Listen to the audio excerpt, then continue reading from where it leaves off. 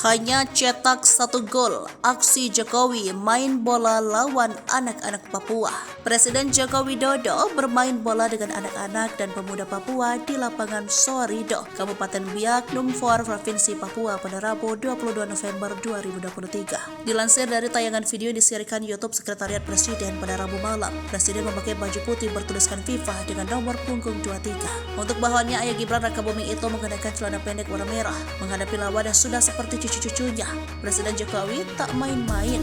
Ia tampak serius menggiring bola berwarna hijau muda melewati sejumlah anak-anak yang menjadi tim lawannya.